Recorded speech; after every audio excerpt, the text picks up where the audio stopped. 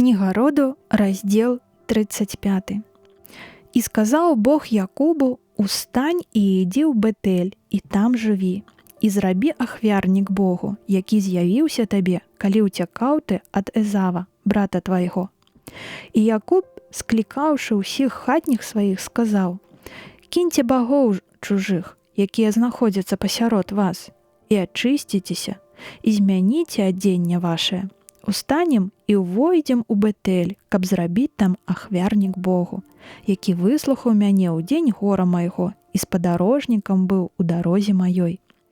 І аддалі яму ўсіх багоў чужых, якіх мелі, і завушніцы, якія былі ў вушах іх, і ён закапаў тое пад дубам, недалёка ад якога горад Сіхэм. А калі выбраліся яны ў дарогу, страх Божы ахапіў усе навакольныя гарады, і не адважыліся яны нападаць на сыноў Якуба. І так Якуб прыбыў у Луз, які ў зямлі Ханаан, значыць у Бетэль. Ён сам ды ўвесь народ з ім.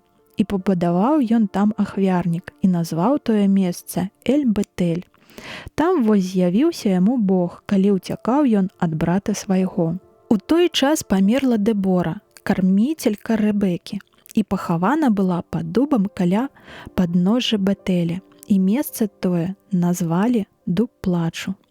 І другі раз з'явіўся Бог Якубу, калі ён вярнуўся ў падан Арама, і дабраславіў яго, кажучы: «Не будзеш больш называцца Якуб, але Ізраэль будзе імя тваё», і назваў яго Ізраэлем. І сказаў яму: «Я Бог усімагутны, расці і размнажайся, народ і мноства народаў з цябе будзе, валадары са сцёгнаў тваіх выйдуць. І зямлю, якую я даў Абрагаму і Ізааку, дам табе, і нашчадкам тваім па табе дам гэтую зямлю».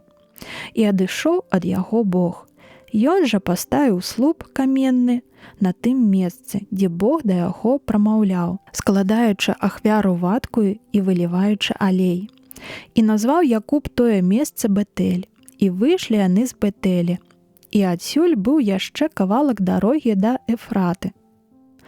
Як раптам Ракель пачала нараджаць. А калі нараджала ў вялікіх болях і жыццё яе пагражала небяспека, павітуха сказала ёй: «Не бойся, бо і на гэты раз ты будзеш мець сына». І яна, паколькі душа выходзіла з яе і набліжалася смерць, назвала сына свайго Беноні, а бацька назваў яго Беньямін. І памерла Ракель, і пахавана была ля дарогі, якая вядзе ў Эфрату. Гэта Бетлехэм. І Якуб паставіў помнік на яе магіле. Помнік гэты стаіць на магіле Ракель па сённяшні дзень. І выбраўся Ізраэль адтуль і паставіў палатку за Магдал-Эдэрам. І калі яны жылі ў той мясцовасці, Рубен пайшоў і спаў з Більгою, наложніцай бацькі свайго, і ён пра гэта даведаўся. Сыноў Якуба было 12. Сыны Ліі, першародны сын Якуба Рубен, і Сімеон, і Леві, і Юда, і Ісахар, і Забулон.